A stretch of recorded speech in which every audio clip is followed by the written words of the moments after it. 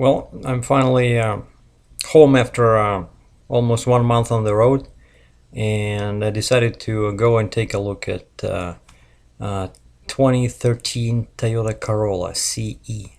That's their cheapest car, well, except the Yaris, of course, but that's not even a car. That's more like a motorcycle with a fourth wheel.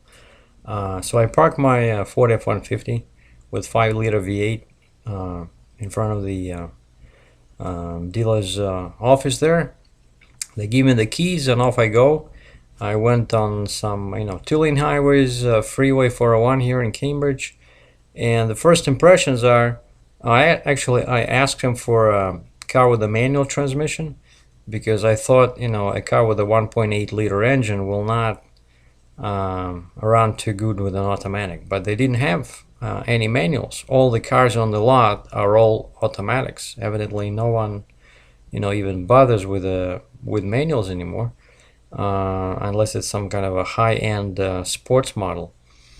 So I jump in, take off, and surprisingly, the automatic handles itself, pretty well. It's not like in a Focus. I tried last year, I think, a Focus with I think it was 5 or 6 speed, but it was just shifting too quickly, and trying to basically make you cruise at 40 miles per hour in top gear, and the car felt sluggish and slow, even though its engine was like, I think, 2.0 liter, right?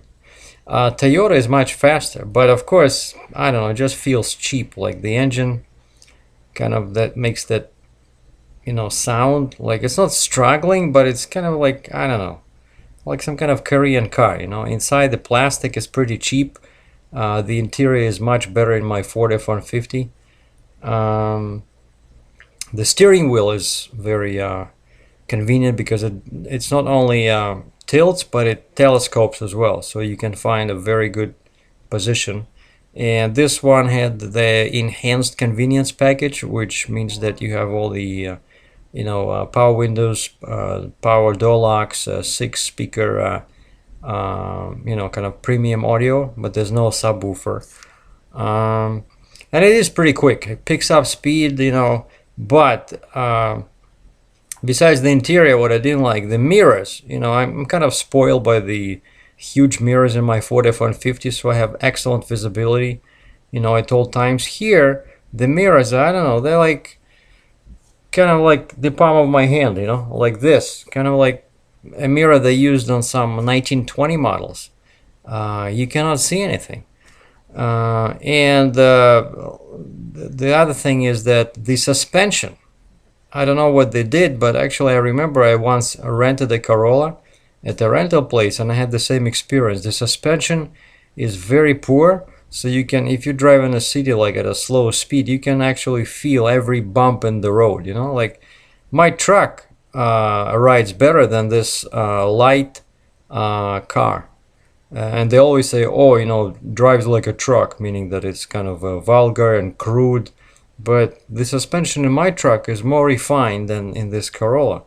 So I don't know. Of course, it's, it has fuel economy, and that's what I was looking at, just to compare, how a fuel efficient small car would handle. But no, I cannot drive that after Ford F-150 and after my diesel truck. It's just, and I tried it at high speeds. I went here on from Highway 6 to Highway 401 east towards Toronto, and it does pick up fast to like 120, 75 miles per hour, but it kind of stalls after that, and I could feel that it's not as quick as, let's say, my Cobalt was before. That one had 2.4 liter engine, and if I wasn't careful, I was like at 140 kilometers an hour sometimes, like, Jesus, I don't want to get a ticket, but that car was really hard to drive slow. Like this one, it kind of, okay, 120, it does 120, but of course you're not going to drive 120, 130 kilometers an hour all the time, but it just kind of shows you what the car is capable of. So to sum up, the interior is poor, the mirrors are small, The suspension is non-existent, and the engine is a bit weak, but on the and also it's kind of handles pretty good actually, but at high speeds it was a bit, I wasn't too comfortable with it. But on the positive side, it's cheap. It's like 17,000 plus tax here in Canada, and it's good on gas, and it's very quiet. Like when the engine is running and you're sitting inside the cab, like you cannot hear anything. And the great transmission shifts effortlessly, and the way the car is programmed, it doesn't make doesn't make the car sluggish like I mentioned with Ford Focus. So it shifts properly, at proper speeds, and there's always ample acceleration. So there you go. So that's just my look at the 2013 Toyota Corolla CE with the enhanced convenience package. Take care.